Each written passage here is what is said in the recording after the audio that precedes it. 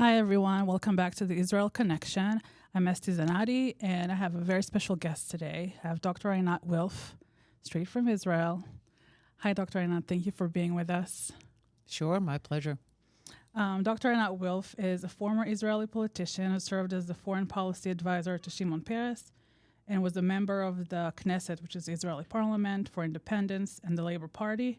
She is an author who has published several books, including her latest book, We Should All Be Zionists. So, given that you wrote your latest book and different previous books about Zionism and the importance of Zionism, why, in your mind, has anti-Zionism, or as some people it is anti-Semitism, some people like to call it anti-Zionism, has become so popular in recent years? So I've been following it for years, and I've been seeing it build up. So it's not that I feel that there's something sudden. But if you look at the history of obsession with the collective Jew, whether it's anti-Semitism or theological or anti-Zionism, the question has never been, what have the Jews done now? Right. Even though that's the tendency. It's like, oh, what have the Jews done now? What has Israel done now? You know, is there a difference between the Jews in the 10th century and the Jews in the 11th century in Middle Europe? No, it's just that there was a crisis in the church, and they had the Crusaders, and they butchered Jews on their way. Yeah. So the correct question is not what have the Jews done, but rather what is going on in the society that experiencing this spike. So you could argue that this obsession with Jews is a permanent feature of Western and to some extent Muslim society. Mm-hmm. It doesn't exist in Hindu or, it clearly comes in societies that have a theological history with Jews. But even though it's always there are moments when it spikes. And the moments when it spikes are never indications of something that Jews have done, and always indications of a crisis that is brewing in the society. I have come to know the work of René Girard, who was a writer and thinker and sociologist and anthropologist who wrote about societies in crisis. And he said that all societies in crisis ask two questions: what to do and who to blame. Mm-hmm. And ultimately, societies that prioritize what to do, they get out of the crisis because they figure out what to do. That's right. But societies that become obsessed with who to blame ultimately unravel because they're not doing anything to get out of the crisis. They just get obsessed with who to blame. And one of the oldest scapegoats is the Jewish scapegoat, because by now so much cultural capital has invested in the Jewish scapegoat. It's almost too tempting not to use it. So I think over time we'll have to ask ourselves the question is, what is the crisis plaguing the societies that are seeing the spike? And we can look at some of the contours. Some of it has to do with technology. Some had to do with the breakdown of societies, of democracy, of identities. Perhaps it will take us decades to understand what was really going on. But to me, it's very clear that the rise of anti-Zionism and anti-Semitism is an indication of a crisis in the broader society. Yeah. Why do you think Zionism is so important, especially nowadays, and how or why should everyone be on board? So in my collection of essays of We Should All Be Zionists, I look at it from several directions of what it means to be a Zionist at this moment. Mm-hmm. Because, supposedly the goal of Zionism was to establish a sovereign state for the Jewish people. Yeah. Goal achieved, end of story. So I look at it from several directions. One is actually the rising anti-Zionism on campus. And I tell the story of 3 years ago, I taught a course in Georgetown called Zionism and Anti-Zionism as a visiting professor. This course is available now online if people want to watch it. And after the course, one of my students, the one who produced the online course, she came up to me and she said, this course was more valuable to me than dozens of hours of therapy. And in conversations with her, it made me realize that anti-Zionism actually operates like a form of bullying. Right. It constantly bullies Jewish students to give what I came to call a pound of flesh, mostly metaphorical, not always, but mostly metaphorical. Sometimes, yeah. So yes, of their, which means they need to mutilate their identity in order to be accepted, Right. in order to belong. And bullying dynamics are relentless. So when a bully asks for your lunch money, they don't, and you give them your lunch so money, they keep asking they come for back. it. Yeah, they Right. come back the next day. They want more. So anti-Zionism operates like a bullying dynamic where this relentless process of constantly demanding that Jews give more and more and more. You know, it used to be enough to say, I hate Bibi. You know, that got you through the room, right? That got you in. Or I don't know, when I was in college, you support two-state solution or something. But now it's gotten to the point that you need to engage in public exorcism ceremonies that are like, get out Israel, get out Dibuk, right? We hate Israel. Yeah, you have to denounce everything about your identity. Everything. Yes. I say that, once you could just be pro-Israel on campus, support two states. That was, let's say, in the 90s when I was in college. And then today, if you're not the militant co-chair of Students for Justice in Palestine, you're Right. just not a good enough Jew. That's how relentless and how escalating the dynamic was. So in my work with a lot of students, all of them had a moment when they realized that this is never going to end. Everyone has this moment where they're like, just a minute, you're never going to stop, right? Yeah, I feel like it's getting worse also. But what, of course, it always gets Yeah. worse. That's the essence of the dynamic. But what's happening with a lot of Jews is precisely because it gets worse. Every Jew that I worked with that suddenly stepped back had this moment where like, just a moment, this is never going to end. So you know what? I'm out. I'm out of this toxic dynamic. Yeah. I'm done giving you my lunch money. I'm done participating in these exorcism ceremony. And what happened is that they reclaimed Zionism as basically as a shorthand to say, I'm a confident Jew, nothing to look for here, right? Because Right. bullies ultimately prey on shame. Yes. So if you're not ashamed of your Jewish identity, of its connection with Israel, of your ancestry and connection with the land of Israel, then it's harder to bully you. But if you feel ashamed, then it's easier to push you into this dynamic. So I found that at this moment, Zionism has become a way for students on campus to basically push away the bullies, to tell them nothing to look for here, right? Right. I'm a confident Jew. You won't be able to bully me. So that's one way that Zionism is important. Another is for peace. In the book, The War of Return, and in a lot of my essays, I talk about how ultimately it took me a long process to understand that the conflict was never about land or occupation or settlements. It was, unfortunately, about Zionism and anti-Zionism, about the Jews wanting a state and the Arabs of the land, now named Palestinians, prioritizing the Jews not having a state. So my argument is that the path to peace is something that I've come to call Arab Zionism or Islamic Zionism. It's basically the Arab and Muslim embrace of Jewish self-determination in their midst as something that is grounded in history, rather than this wrong notion that Jews are some foreign white European colonial interlopers in some foreign land. So that's the other way that I view Zionism at this moment as important as actually the path to peace.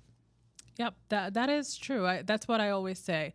The moment that everybody accepts Israel's existence as a Jewish state and as it is, and stop trying to eliminate it, then peace will come and everything will be good. Easy peasy. Yeah. So what do you think is, I guess, the tools, or what can we do to, I don't know if it's going to end, at all, because, given history, we see that it's not going to end.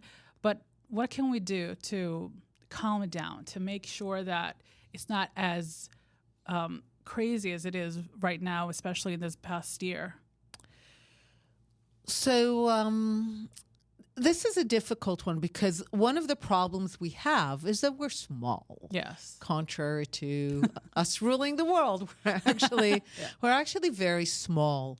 And Jews suffer from what I call a timing problem, which means that by the time the world wakes up to the crisis, to the mess, we often suffer substantial damage. Yeah. So, of course, the most extreme example is World War II, right? America or the Soviet Union can celebrate having defeated the Nazis, the Jews not so much. But even, let's say, the Arab world. So right now, Morocco normalized relations with Israel. You have countries like the UAE and Bahrain and maybe Saudi who are waking up to the fact that obsessing over Israel and Zionism was a stupid idea, did no good. So they're waking up to it now, but the Jews of the Arab world have already been ethnically cleansed. That's kind of already happened. Right. So it's good that they're waking up to it, but Too late, I think. Things are already. Yeah. So we often have a timing problem. So I think at the end of the day, I look at 5 arenas where this is in many ways happening. Obviously, one is Israel and the Middle East, and the others are France, Britain, Canada, and the UK. And in those places, ultimately, we can't fight it alone. We're minorities. Even in the Middle East, ultimately, the Arabs will have to decide that they don't want to be anti-Zionist anymore and that it's a stupid identity to have. But we also need that to happen in Britain and France and the United States and Canada. And it will only change when substantial, I don't know if majorities, but at least substantial shares of those countries will stand up and say, not here. Right. This is not who we are. And what the Jews need to do is to basically protect ourselves in the interim until they rise up to say, not in Canada, not in America, this is not who we are. The Jews need to keep themselves safe, to make sure that we have allies as much as possible. Let people know what's going on, that it's not a political debate. It's not about two sides having a political debate. Right. It's about the rising tide of, I have this kind of talk or video where I explain that anti-Zionism, even when they claim that it's not about Jews, they love Jews, Jews are great. Sometimes when Jews are the anti-Zionists, they're at the forefront of that. It actually doesn't matter because it always ends in the same way with no Jews left.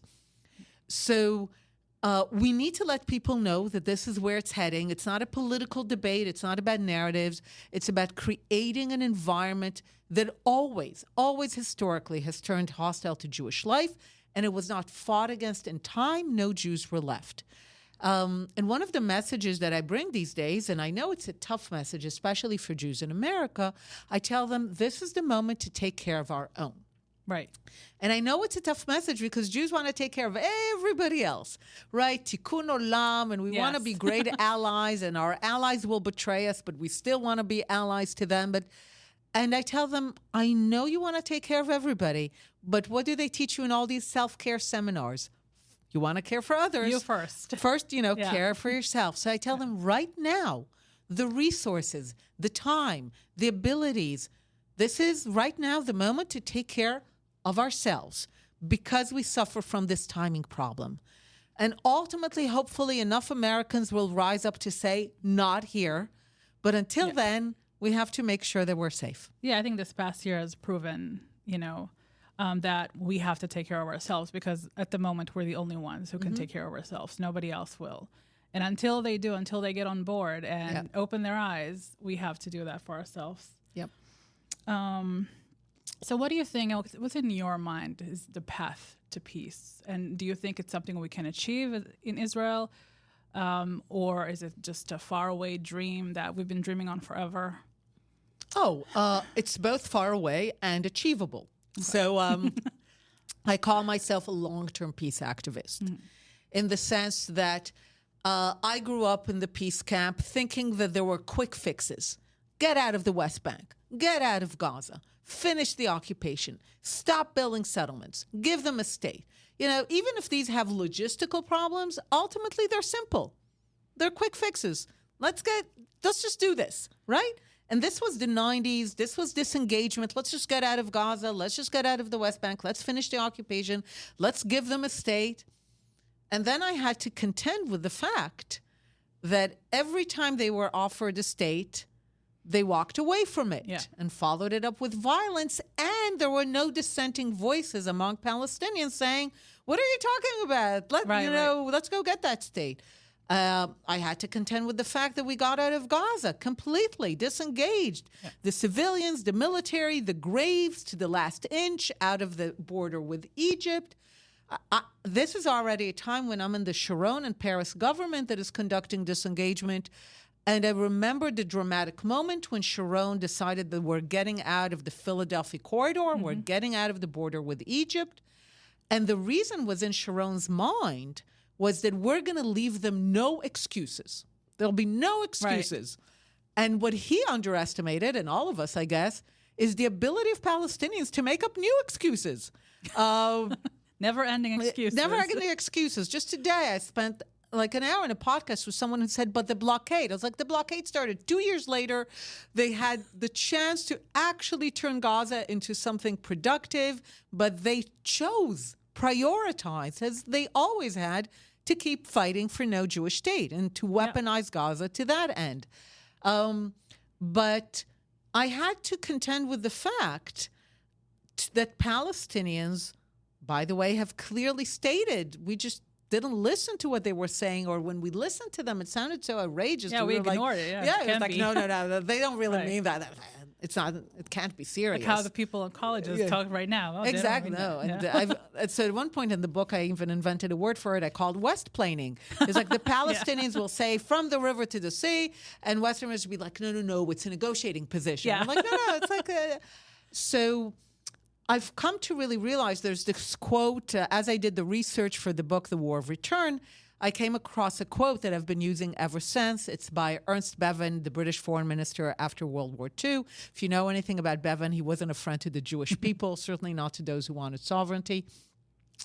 And he needs to explain in February 1947, he goes to the British Parliament to explain why Britain basically failed to fulfill the trust that it was given by the League of Nations. Now, the reason that I love February 1947 is that there are no excuses. There's no settlements, there's no occupation, there's no blockade, there's no Bibi, there's no refugees. There's no state of Israel even, okay? And he goes on to say that the reason that Britain failed to carry out the trust that it received unanimously from the League of Nations is, he says, His Majesty's government is thus faced with an irreconcilable conflict. Hey, this is February 1947. He says it's irreconcilable. He says, look, there's Jews and Arabs in this land, so no question about that. And each one of them has a top priority. He says, for the Jews, the top priority is to establish a sovereign state. So the Jews want to establish a Jewish state based on the international universal principle of self-determination in their ancestral homeland. And then he goes on to say, and the Arabs of the land, those that will later hijack the name Palestine and become known as Palestinians, he says, the Arabs of the land, their point of principle, their top priority, he says, is to resist to the last the establishment of Jewish sovereignty in any part of the land. There it is. There's the conflict. He's basically saying the reason that the conflict is irreconcilable, and that's February 1947, no excuses, the reason that it's already irreconcilable at that moment in history is because the Jews want a state and the Arabs want the Jews not to have a state. Irreconcilable. So if this is the conflict and it's never changed, some people tell me a lot of time passed. I'm like, but nothing's changed. But it's still the same goal. So if this is the conflict, it only ends in one of two ways.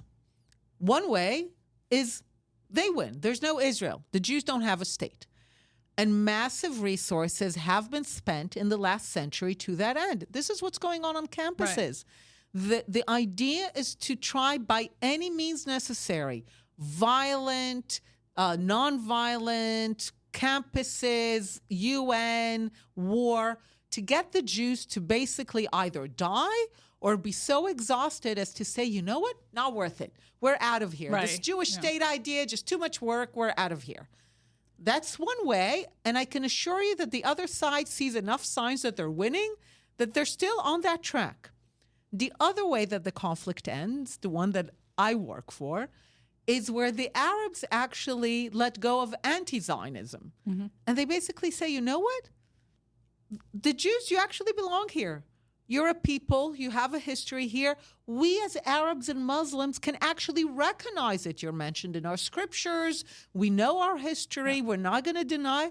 And by virtue of being Arabs and Muslims, we embrace you. We recognize you as Abraham, right? Yes. The idea of the Abraham Accords. This is the vision. Now, I call it a long-term vision. I don't think it's happening tomorrow morning. But I do think that we need to be very clear that this is the vision for peace. I would want, for example, an Israeli prime minister who wakes up every morning and says the following: good morning. I want to remind everyone that the day that the Palestinians end their century-long war against Zionism, the day that they develop a constructive cause rather than a destructive one of building their state next to the Jewish state rather than from the river to the sea, the day that they understand that it means that they're not refugees and that they possess no right to settle in Israeli sovereign territory in the name of return, is the day that we're happy to live with them in peace, side by side in two states, and not a minute before. That would be wonderful. I think Golda Meir said something to that extent. By the way, the Ben Gurion, Eshkol, that was the historical position of Israel, of Mapai. We seek peace. We're willing to go to great length to make peace, but it has to be peace. Yes, it has to be definite. Exactly. Yes. Yeah. So given what's going on the past few days in Israel with everybody surrounding it, trying to, or planning on bombarding it at the same time, threatening from here to the moon, we're going to do it tomorrow, we're going to do it the next week. Do you think they're going to go for it? Do you think there's going to be a regional war? So, first of all, the Iranians today said that making us wait is part of the torture. It's part of the punishment, right? They're doing some, I don't know, this Chinese-Persian torture scheme or something. And I have to say, I hate the fact that we have become this Israel that waits to be attacked. I mean, that didn't used to be us. Another one of the many ways where we have been weakened by a prime minister who claims to want us to be strong, but that's as an aside. Ultimately, I look at it this way. It goes back a bit to the timing issue. I'm no expert on Iran, but I am very much an expert on who have supported the Palestinians over the century. And I think we can safely say that no one would have cared about several hundreds of thousands of Arabs living on the coast of the Mediterranean if they had not committed themselves to a total war against not any kind of Jews, the Jews who wanted sovereignty. Yes. And that made them incredibly valuable for every anti-Semitic and anti-Zionist power in the last century. So in the 30s and 40s, they enjoyed a fruitful collaboration with the Nazis. In the 40s, 50s, and 60s, they were made into the darlings of Pan-Arabism. Pan-Arabism was literally about Palestinianism and anti-Zionism. And then the Soviet Union stepped into the breach and took Palestinianism global to the UN, to international bodies, and ultimately was replaced by Iran. Now, the good news is this. I can say with a fairly high level of certainty that the Mullah and Ayatollah regime will find itself in the same dustbin of history as the Nazis, the Pan-Arabists, and the Soviets. And going back to the beginning of our conversation, it's not a mythical claim. It's because these societies become obsessed with scapegoating Jews rather than solving their problems, so they unravel. Yeah, eventually. Yeah, okay. So the key word here exactly is eventually. So that's the good news. The bad news, of course, is that the eventually part is that it's on the way to the dustbin of history, on the way to the Nazis, the Pan-Arabists, the Soviets being defeated, they created a lot of damage to the Jewish people and some global mayhem. So what keeps me very anxious these days is, where are we in this path? Are we past the peak of the global mayhem and damage to the Jews? Are we more at the beginning of it, which is where I fear we are? So it's clear to me that a war is brewing. And again, it probably won't be just us. And clearly the Iranians want to do it on their terms. Our job is to ensure that they do it not on their terms, because they have, again, a total goal: death to Israel, death to America. Imagine, and it's not just some crazy idea from their perspective. For the Shiites, who are the debased minority of the Muslim world, right? They're the minority. Some Muslims don't even consider them Muslims. For the Shiites, to bring about the end of the Jewish state would be such a theological, ideological coup. So we need to deprive them of doing it on their terms. So we shouldn't breathe a sigh of relief if they don't attack us in the next week, because their goal remains the same. Yes, it will come eventually. They want to do it when they have the greatest chances of success. Our job is to ensure that they don't do it when they think they have the greatest chances of success. Hence the October 7th attacks. That is precisely a big part of it. So this is where I think we are. Again, the timing problem. Yeah, good luck to us all. Pretty much, yes. Yes. Yeah, I see people in Israel just living their lives, but on the other hand, they're like, when is it going to happen? Just do it already. Do it already. Yeah, I know, but it will, as with the Palestinians, it will only end when they forgo anti-Zionism. Yes. With the Iranians, it will only really go when the ideology dies, which means the Ayatollah Mullah regime. And I will say, when that happens, I'm very bullish on Iran. It will be a great country. Oh, it would be great for them. It will be our best friend. Yes. they have in the past. So yeah, exactly. So we're running out of time. So just last question. What can you tell us about your book, We Should All Be Zionists, and where can people get it?